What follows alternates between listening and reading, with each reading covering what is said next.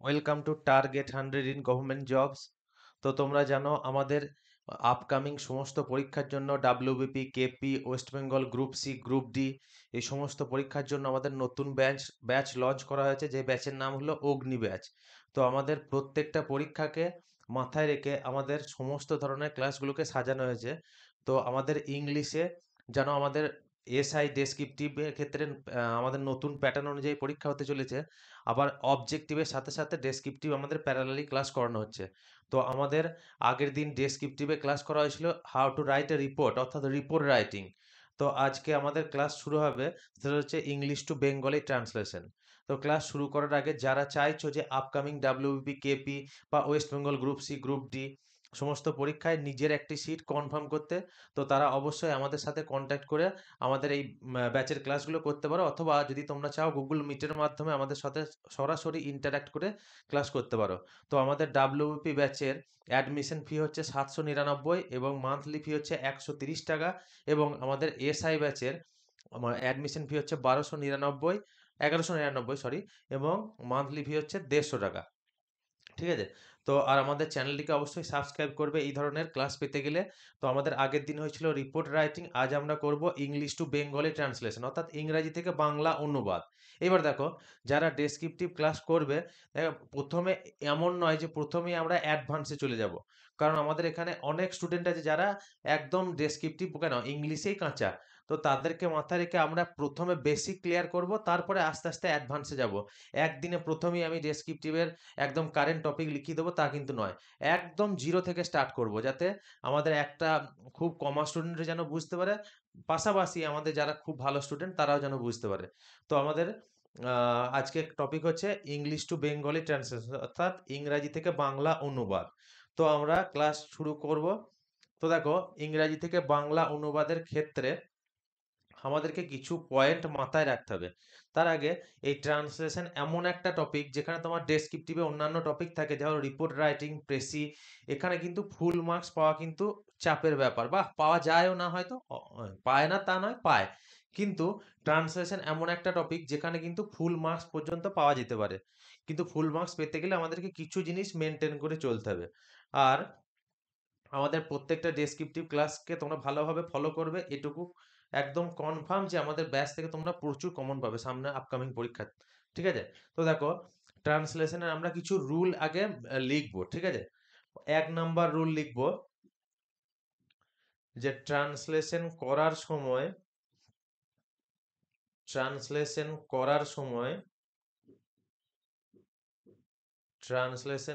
সময় আমরা কখনোই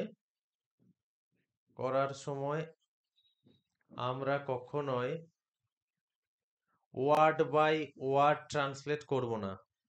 কখনোই ওয়ার্ড বাই ওয়ার্ড ট্রান্সলেট করব না। ওয়ার্ড বাই ওয়ার্ড ট্রান্সলেট করব না। সব সময় করব না। সব সময় ভাবটি ট্রান্সলেট করব। সব সময় ভাব ট্রান্সলেট করব। ভাব ট্রান্সলেট কি সেটা আসছি পরে। ভাব ট্রান্সলেট করব। 2 নাম্বার পয়েন্ট কি লিখবো? 2 নাম্বার পয়েন্ট লিখবো, ট্রান্সলেশন করার সময়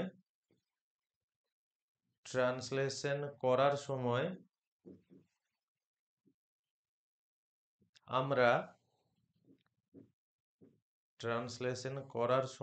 আমরা দৈনন্দিন জীবনের আমরা দৈনন্দিন জীবনের দৈনন্দিন জীবনের বাক্যালাপ বা কথাবার্তা, বাক্যালাপকে মাথায় রাখবো। প্রত্যেকটা পয়েন্ট আসছি কি মাথায় রাখবো। এইবার ধরো, ট্রান্সলেশন করতে গিয়ে এই সমস্যাটা তোমাদের প্রায় দেখবে সকলকে ফেস করতে হবে। সেটা কি? দেখবে কোনো একটা ওয়ার্ডের হয়তো তুমি মানেটা জানো, কিন্তু সেই মুহূর্তে মনে পড়ছে না, বা হয়তো কোনো আননোন ওয়ার্ড তুমি মানেটা জানো না। সেই ক্ষেত্রে আমরা কি করি, সঙ্গে সঙ্গে ওই লাইনটা পুরোপুরি বাদ দিয়ে চলে যায়। দেখো এটাতে কিন্তু ব্যাপকভাবে প্রভাব পড়ে। তো কি করব, কোনো একটা ওয়ার্ডের মানে নাই জানতে পারি, তখন সেটাকে ছেড়ে না দিয়ে কি করব, তার আগের বাক্যটা পড়বো এবং তার পরের বাক্যটা পড়বো। তাতে কি হবে দেখবে তুমি একটা ওভারঅল মিনিং বুঝতে পারবে। তখন ওভারঅল মিনিংটা যখন আমি বুঝতে পারবো, অর্থাৎ ভাবটা যখন বুঝতে পারবো, তখন ওই আননোন ওয়ার্ডের জায়গায় ওই মিনিংটাকে আমি পুট করব। ঠিক আছে, তো 3 নাম্বার পয়েন্ট আমি কি লিখবো, কোনো কোনো আননোন ওয়ার্ডের ক্ষেত্রে, কোনো আননোন ওয়ার্ড এর মানে না জানলে, এর মানে না জানা থাকলে, এর মানে না জানা থাকলে সেন্টেন্সটি, সেন্টেন্সটি ছেড়ে না দিয়ে, সেন্টেন্সটি ছেড়ে না দিয়ে আমরা আগের এবং, আমরা আগের এবং পরের বাক্যটি ভালো করে পড়ে, আমরা আগের এবং পরের বাক্যটি ভালো করে পড়ে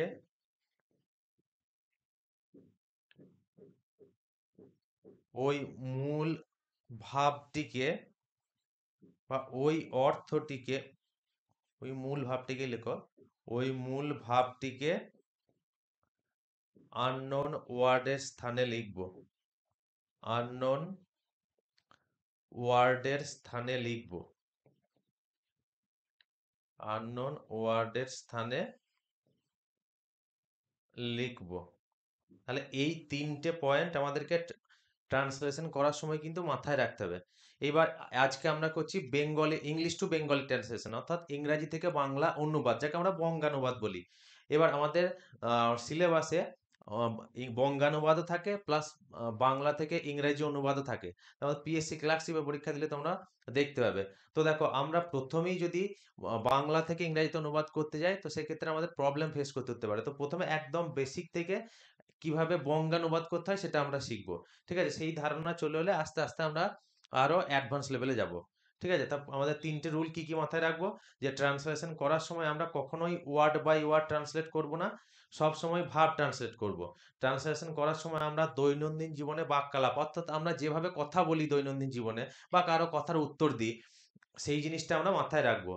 আর কোনো আননোন ওয়ার্ডের মানে যদি না জানি, তাহলে সেন্টেন্সটি পুরোপুরি ছেড়ে না দিয়ে তার আগের বাক্যটা এবং পরের বাক্যটা পড়বো। আগের বাক্যটা এবং পরের বাক্যটা পড়ে তুমি একটা ওভারঅল ধারণা পাবে যে কি বলতে চেয়েছে, তখন ওই ধারণাটা কি করব, ওই আননোন ওয়ার্ডের জায়গায় আমরা লিখবো। ঠিক আছে, এইবার আসি, ধরো তোমাকে একটা সেন্টেন্স দিল যে আই অ্যাম এ স্টুডেন্ট। ঠিক আছে, তো এখানে কটা ওয়ার্ড আছে, 4টে। প্রত্যেকটা ওয়ার্ডের মানে কি, আই মানে আমি, অ্যাম মানে হই, এ মানে একজন, আর স্টুডেন্ট মানে ছাত্র। তাহলে এর যদি বঙ্গানুবাদ করি তাহলে কি হয়, আই অ্যাম আ স্টুডেন্ট মানে হচ্ছে আমি হই একজন ছাত্র। এইবার দেখো এটা কি হলো, ওয়ার্ড বাই ওয়ার্ড ট্রান্সলেশন, মানে পর পর ওয়ার্ডে ট্রান্সলেট করে আমি বসিয়ে দিলাম।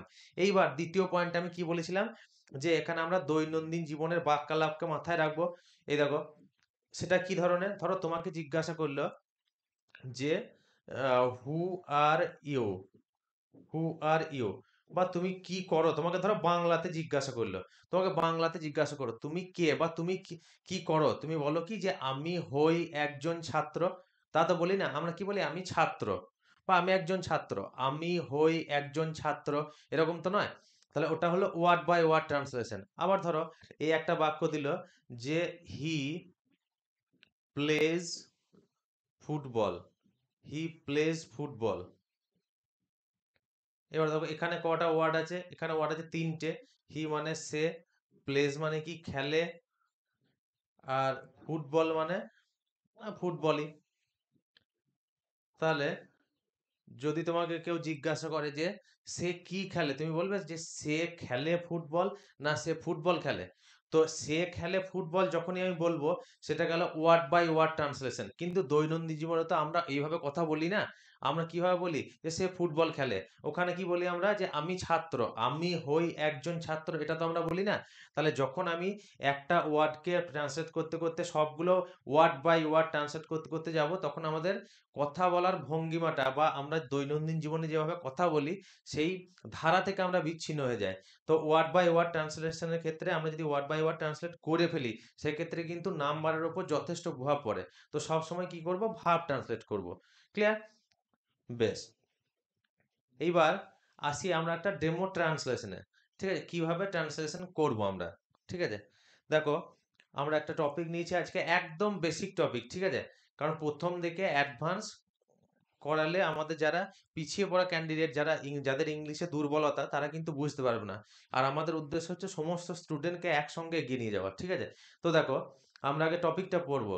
ফার্স্ট কি বলেছে, India is a Democratic country, it has the largest written constitution in the world, it took 2 years 11 months and 18 days to make the constitution, it was adopted on 26th November 1949, it came into force on 26th January 1950.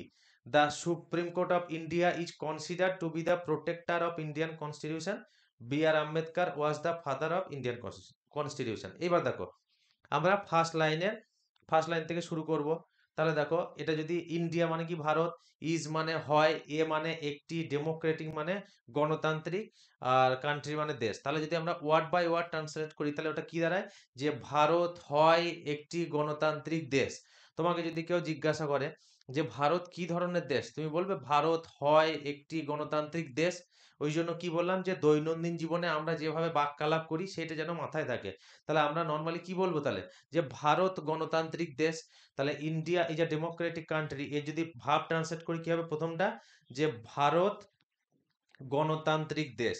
তো এখানে আমরা অ্যান্সারটা লিখবো প্রথম লাইনের, যে ভারত ভারত গণতান্ত্রিক দেশ। ভারত হলো একটি গণতান্ত্রিক দেশ এরকম নয়, ভারত গণতান্ত্রিক দেশ। এবার দেখবো পরের লাইনটা। পরের লাইনে কি আছে না, it has the largest written constitution in the world. আবার সেই একই কনসেপ্ট, যদি মানে ওয়ার্ড বাই ওয়ার্ড ট্রান্সলেট করি, যে ইট মানে এর, হ্যাজ মানে আছে, দা মানে টি, largest written constitution in the world মানে এর আছে বৃহত্তম লিখিত সংবিধান পৃথিবীতে। এরকম কি হয়, আমরা বাস্তব জীবনে এরকম কথা বলি কি? তাহলে এটা কি করব, সবসময় ভাব ট্রান্সলেট করব। তাহলে কি করব, আর দেখো কিছু কিছু ক্ষেত্রে না আমরা সেন্টেন্সটাকে ঘুরিয়ে লিখতে পারি বা নিজের মতো করে লিখতে পারি। কিরকম, আমরা যদি এটা লিখি যে ভারতীয় সংবিধান বিশ্বের বৃহত্তম লিখিত সংবিধান, ভারতীয় সংবিধান বিশ্বের বৃহত্তম লিখিত সংবিধান। দেখো এইটার মানেই তো কি, যে ভারতের সব থেকে বড় লিখিত সংবিধান আছে পৃথিবীতে, ভারতের সব থেকে বড় লিখিত সংবিধান আছে, এটার মানেই তো তাই। তাহলে ভারতীয় সংবিধান হলো বিশ্বের বৃহত্তম লিখিত সংবিধান। এটা লিখবো না যে এর আছে বিশ্বের বৃহত্তম লিখিত সংবিধান। তাহলে it has the largest written constitution in the world মানে কি, ভারতীয় সংবিধান হলো বিশ্বের বৃহত্তম লিখিত সংবিধান। আরে দেখো যখন ভারতের কথা বলছে, দেখো ভারতকে আমরা মায়ের সাথে তুলনা করি, তো ভারতের জায়গায় এর শব্দটা লেখা মানে কিন্তু এক ধরনের ভারতকে ছোটও করা। ঠিক আছে, তাহলে আমরা সব সময় একটা টোন মেনটেন করার চেষ্টা করব, যেখানে সম্মান প্রদান করা দরকার সেখানে সম্মান প্রদান করব। ঠিক আছে, এইবার দেখো 3 number line, it took 2 years 11 months and 18 days to make the constitution। এটা যদি আমরা ওয়ার্ড বাই ওয়ার্ড ট্রান্সলেট করি কি হবে, যে এটা নিয়েছিল 2 বছর 11 মাস 18 দিন তৈরি করতে সংবিধানটি। কেউ বুঝতে পারবে তুমি যদি বলো এটা নিয়েছিল 2 বছর 11 মাস 18 দিন তৈরি করতে? তো আবার কি বলবো, সেই পুরনো রুলে ফিরে যাব কি, যে আমরা দৈনন্দিন জীবনে যেভাবে বাক্যালাপ করি সেইভাবে ট্রান্সলেট করব। তাহলে দেখো এই সেন্টেন্সটাকে যদি আমরা নিজের মতো লিখি ঘুরিয়ে, তাহলে কি লিখবো, যে ভারতীয় সংবিধান তৈরি করতে ভারতীয় সংবিধান তৈরি করতে সংবিধান তৈরি করতে দেখো আমরা এটা লিখতে পারি তো যে তৈরি করতে সময় লেগেছিল 2 বছর 11 মাস 18 দিন, ওটা না লিখে কি দেখো আমরা কি বলি, ভারতীয় সংবিধান তৈরি করতে 2 বছর 11 মাস 18 দিন সময় লেগেছিল। দেখবে জেনারেলি আমরা যখন কথা বলি না, আগে সময়টা বলি তারপরে ওইটা বলি। ঠিক আছে, তাহলে ভারতীয় সংবিধান তৈরি করতে 2 বছর 11 মাস 18 দিন সময় লেগেছিল। 18 দিন সময় লেগেছিল। এইবার এখানে কারো মনে হতে পারে যে এখানে যে ডিজিট গুলো দেওয়া আছে ওটা কি বাংলাতে লিখবো না ইংলিশে লিখবো। দেখো আমরা যেহেতু বঙ্গানুবাদ করছি এটা বাংলাতে লিখবো, ঠিক আছে। এই যে 2 বছর 11 মাস, এখানে যেটা 2 years 11 months, এটা দেখো ইংলিশে লেখা ছিল, ঠিক আছে। এটা কিন্তু আমরা বাংলা ডিজিটে লিখবো, ঠিক আছে। তাহলে 2 বছর 11 মাস 18 দিন ওটা আমরা কিসে লিখবো, বাংলাতে। এইবার যদি বলো যে এটা কি নাম্বার কাটবে, তা নাম্বার না কাটলেও আমরা যাবো কেন রুলের বাইরে, ঠিক আছে। পরের সেন্টেন্স দেখবো।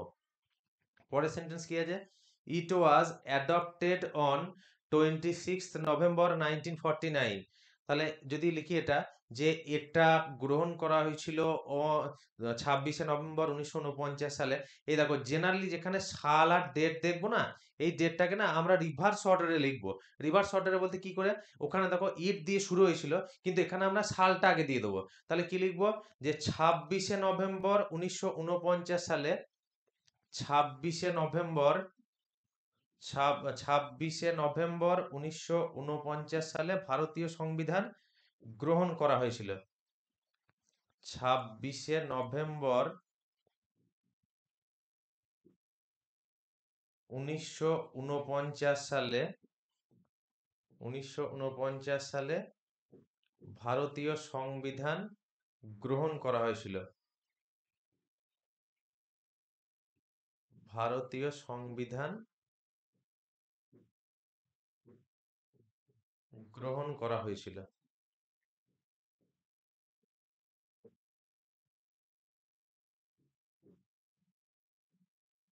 ভারতীয় সংবিধান গ্রহণ করা হয়েছিল। কি বললাম যে সালটা রিভার্স অর্ডারে লিখবো। এখানে দেখো সালটা কোথায় ছিল, সালটা ছিল এই দেখো শেষে 26 নভেম্বর 1949, ওটাকে আমরা ঘুরিয়ে দেবো।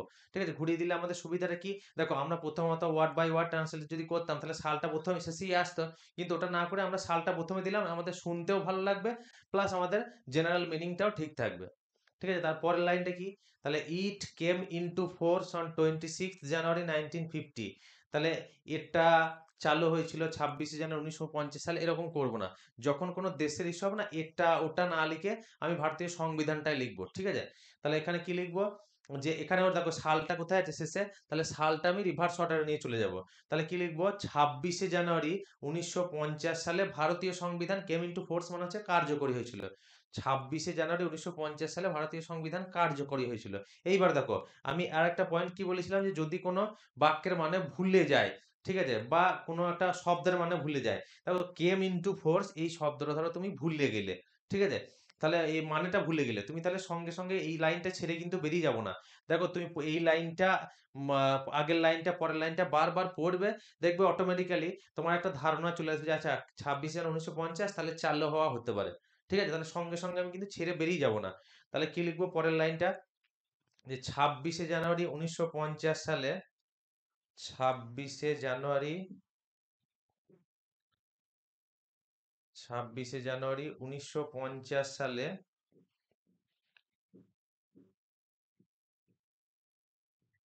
1950 সালে ভারতীয় সংবিধান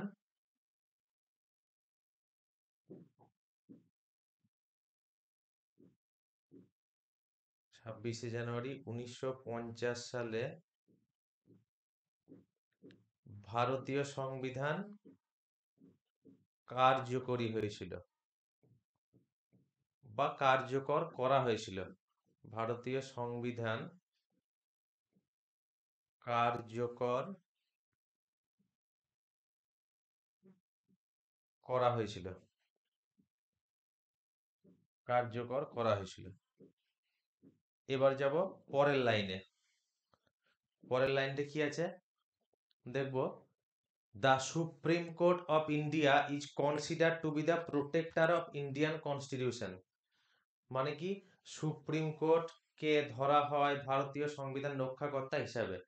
তাহলে এটা কি লিখবো, যে সুপ্রিম কোর্টকে ভারতীয় সংবিধানের, সুপ্রিম কোর্টকে সুপ্রিম কোর্টকে ভারতীয় সংবিধানের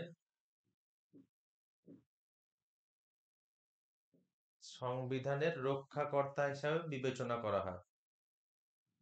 এবার তুমি যদি কনসিডার টু বি মানে বিবেচনা করা হয় ওটা ভুলে যাও, তাহলে কি লিখবো, আমি যেটা একদম বাংলায় জানি সেটা, যে সুপ্রিম কোর্টকে ভারতীয় সংবিধানের রক্ষাকর্তা বলা হয়।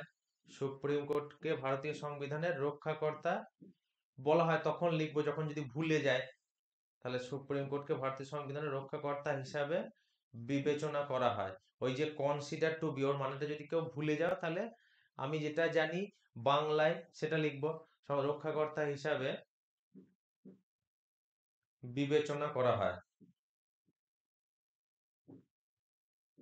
বিবেচনা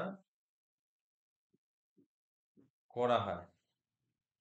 এবার আসি পরের লাইনে। এইবার দেখো আর একটা জিনিস, এখানে এখানে কি লেখা আছে দেখো, যে ভারতীয় সংবিধানের রক্ষা, to be the protector of Indian constitution.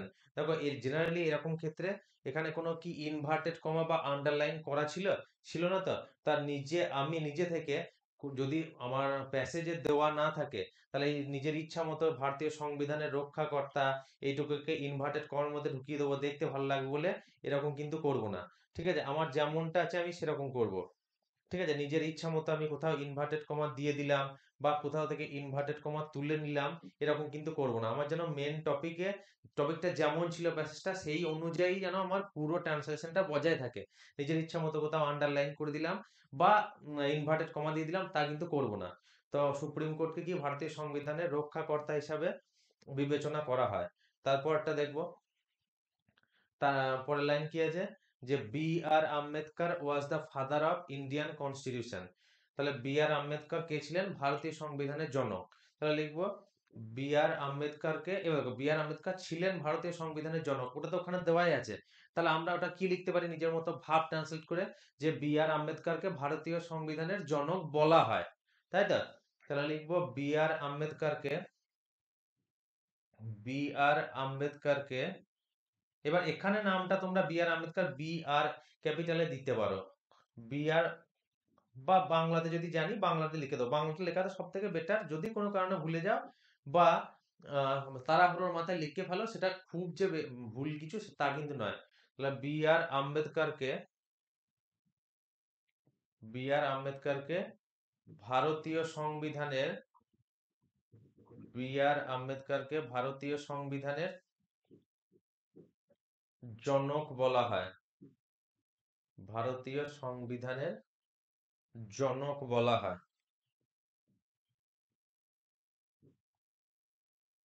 বলা হয়।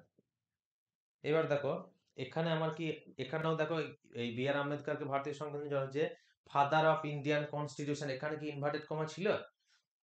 বারবার বলছি, যখন ইনভার্টেড কমা থাকবে না বা আন্ডারলাইন থাকবে না, সেটা আমি নিজের ইচ্ছা মতো কোনো টপিকে বা কোনো সেন্টেন্সের উপর ইনভার্টেড কমা বা অন্য কিছু আন্ডারলাইন করে দেবো না। ঠিক আছে, আমার প্যাসেজে যেরকম থাকবে আমি through out the passage translation করার সময় আমি পুরোপুরি সেটা মেনটেন করে চলবো। তো দেখো প্রথমটা কি, India is a democratic country. তাহলে ভারত গণতান্ত্রিক দেশ, ভারত হয় একটি গণতান্ত্রিক দেশ নয়, ভারত গণতান্ত্রিক দেশ। It has the largest written constitution in the world. এর বিশ্বে লিখিত সব থেকে বড় সংবিধান আছে তা নয়, ভারতীয় সংবিধান হলো বিশ্বের বৃহত্তম লিখিত সংবিধান। তারপরে কি, ইট টুক 2 years 11 months and 18 days to make the constitution. তাহলে এটা সময় নিয়েছিল 2 বছর 11 মাস 18 দিন, এরকম নয়। তাহলে ভারতীয় সংবিধান তৈরি করতে 2 বছর 11 মাস 18 দিন সময় লেগেছিল। তারপর কি, ইট ওয়াজ অ্যাডপ্টেড অন 26 নভেম্বর 1949। তাহলে এটা গ্রহণ করা হয়েছিল 26 নভেম্বর 1949-এ, তা নয়। তাহলে 26-এ কি বললাম, যখন সাল আর ডেট থাকবে তখন সেটাকে আমরা রিভার্স অর্ডারে বঙ্গানুবাদ করার সময় নিয়ে চলে যাবো, অর্থাৎ এটা প্রথমে নিয়ে চলে যাব। তাহলে কি লিখবো, 26 নভেম্বর 1949 সালে ভারতীয় সংবিধান, এটা নয় কিন্তু 26শে নভেম্বর 1949 সালে ভারতীয় সংবিধান গ্রহণ করা হয়েছিল। এটা উল্লেখ করবো, তাহলে কিন্তু সংবিধানের একটা অপমানজনক কথা সংবিধানের প্রতি ব্যবহার করা হবে, ঠিক আছে? তাহলে 26শে নভেম্বর 1949 সালে ভারতীয় সংবিধান গ্রহণ করা হয়েছিল। পরের লাইন কি, ইট কেম ইনটু ফোর্স অন 26 জানুয়ারি 1950। তাহলে আবার কি সাল আর ডেট, তাহলে সেটাকে রিভার্স অর্ডারে নিয়ে যাব। তাহলে 26শে জানুয়ারি 1950 সালে ভারতীয় সংবিধান কার্যকর করা হয়েছিল। তারপরের লাইন কি, the supreme court of India is consider to B the protector of Indian constitution. তাহলে সুপ্রিম কোর্টকে ভারতীয় সংবিধানের রক্ষাকর্তা হিসাবে বিবেচনা করা হয়, বা সুপ্রিম কোর্টকে ভারতীয় সংবিধানের রক্ষাকর্তা বলা হয়। B R Ambedkar was the father of Indian constitution. তাহলে বি আর আম্বেদকরকে ভারতীয় সংবিধানের জনক বলা হয়, ঠিক আছে? আর কি বললাম, তাহলে আর একবার আমরা পয়েন্টটা রিভিশন করি। পয়েন্টগুলো কি কি, যে ট্রান্সলেশন করার সময় আমরা কি করব, কখনোই ওয়ার্ড বাই ওয়ার্ড ট্রান্সলেট করব না, সব সময় ভাব ট্রান্সলেট করব। ওয়ার্ড বাই ওয়ার্ড ট্রান্সলেট বলতে এইটা, যে আই অ্যাম এ স্টুডেন্ট মানে আমি হই একজন ছাত্র, এরকম নয়। আমি ছাত্র, এটা কি লিখবো, আমি ছাত্র, বা আমি একজন ছাত্র। আমি ছাত্র বা আমি একজন ছাত্র, ওই যে আহ, আমি হই একজন ছাত্র, এসব কিছু কিন্তু ব্যবহার করব না, ঠিক আছে? তারপরে কি, তার পরের রুলটা হচ্ছে ট্রান্সলেট করার সময় আমরা দৈনন্দিন জীবনে বাক্যালাপকে মাথায় রাখবো। দৈনন্দিন জীবনে বাক্যালাপ বলতে কি, ওই জিজ্ঞাসা করলাম যে তুমি কি করো, তাহলে আমি হই একজন ছাত্র নয়, আমি ছাত্রটা। আর তারপরে কি, হি প্লেস ফুটবল, সে খেলে ফুটবল, আমরা তো তা বলি না, আমরা বলি সে ফুটবল খেলে। তো এই দৈনন্দিন জীবনে আমরা যেভাবে একজনের সঙ্গে, তোমার বন্ধুর সঙ্গে বা তোমার আত্মীয়দের সঙ্গে যেভাবে তুমি কথাবার্তা বলো, সেই টোনটা থ্রু আউট ট্রান্সলেশন আমরা মেনটেন করব। তারপরে কি, লাস্ট পয়েন্ট কি, কোন আননোন ওয়ার্ডের মানে যদি আমরা না জানি, আননোন মানেই তো না জানবো না, তাহলে আননোন ওয়ার্ডের ক্ষেত্রে আমরা সেন্টেন্সটা পুরোপুরি ছেড়ে না দিয়ে তার আগের সেন্টেন্সটা এবং পরের সেন্টেন্সটা খুব ভালো করে পড়বো। দেখবে পড়ার পরে অটোমেটিক্যালি তোমার মনে একটা ধারণা আসবে, তখন ওই ভাবটা বা ওই ধারণাটা কি, ওই আননোন ওয়ার্ডের জায়গায় বা পুরো সেন্টেন্সের জায়গায় ওই ভাবটা আমি লিখবো, ঠিক আছে? তো এই ছিল আমাদের ট্রান্সলেশনের টপিক। দেখো, আমাদের একদম বেসিক থেকে স্টার্ট হচ্ছে, তার মানে এই নয় যে একদিনে পুরোপুরি ট্রান্সলেশন শেষ হয়ে যাবে, ঠিক আছে? আমরা একদম শুরু থেকে স্টার্ট করব, একদম বেসিক থেকে। প্রথমে কিভাবে লিখতে হয় রুলটা জানলাম, রিপোর্ট রাইটিং আগের দিন কিভাবে লিখতে হয় সেই রুলটা জেনেছি। এইবার আস্তে আস্তে আমাদের লেভেল বাড়াবো, ঠিক আছে? আর পরীক্ষা পর্যন্ত আমাদের সমস্ত টপিক কভার হয়ে যাবে, সেটা কিভাবে ফরম্যাট থেকে শুরু করে একটা জেনারেল টপিক থেকে শুরু করে কারেন্ট অ্যাফেয়ার্সের টপিক থেকে সমস্ত রকম কিন্তু আমাদের করানো হবে। তাই একদিনে কিন্তু ডেসক্রিপটিভ যে সব হয়ে যাবে তা কিন্তু নয়। আবার একদিনে ডেসক্রিপটিভ কোনোদিন ইমপ্রুভমেন্টও হয় না, ঠিক আছে? আস্তে আস্তে লেখা শুরু করবো। আর যাদের ডেসক্রিপটিভে ভয় আছে, তারা কি করবে বলো তো, ভয়টা কাটে না কেন, কারণ আমরা সাহস করে কোনোদিন লেখা শুরু করি না। তুমি একদিন অন্তত সাহস করে লেখা শুরু করো। প্রথমে লিখলে ভুলটাই লেখো, ভুলটা লেখো, সেটা কোনো বই থেকে বা ইউটিউব থেকে হোক, সংশোধন করো আগে নিজে লেখার পর, দিয়ে তারপরে ম্যাচ করে দেখো আমি কোথায় ভুল করলাম। আস্তে আস্তে সেটা শুধু ট্রান্সলেশনের ক্ষেত্রে নয়, সেটা রিপোর্টের ক্ষেত্রে হতে পারে, প্রেসির ক্ষেত্রে হতে পারে। আগে সাহস করে শুরু করতে হবে, যতদিন না আমরা শুরু না করছি ডেসক্রিপটিভ কিন্তু নিজেদের কাছে কঠিনই থেকে যাবে, ঠিক আছে? আর আমাদের তো প্যারালালি ক্লাস চলছে, তোমরা জানো, অবজেক্টিভ ডেসক্রিপটিভ। তো আমাদের এই ধরনের ক্লাস পেতে গেলে চ্যানেলটিকে অবশ্যই সাবস্ক্রাইব করবে আর আমাদের পাশে থাকবে এইভাবে। আর আমাদের রেগুলার ক্লাস কিন্তু এইভাবে চলতে থাকবে, ঠিক আছে? আমাদের ইংলিশ বলো, জিকে বলো, রিজনিং বলো, ম্যাথ বলো, সমস্ত ক্লাসই কিন্তু চলতে থাকবে। আর আমাদের কেউ যদি ইচ্ছুক হও যে আমাদের গুগল মিটে আমাদের সঙ্গে ডাইরেক্ট ইন্টারঅ্যাক্ট করে ক্লাস করবে, তো আমাদের ডেসক্রিপশনে দেওয়া নাম্বারে যোগাযোগ করতে পারো, হোয়াটসঅ্যাপ অথবা কল করে নিজের নাম নথিভুক্ত করতে পারো, ঠিক আছে? তো দেখা হচ্ছে আবার পরের ক্লাসে। Thank you.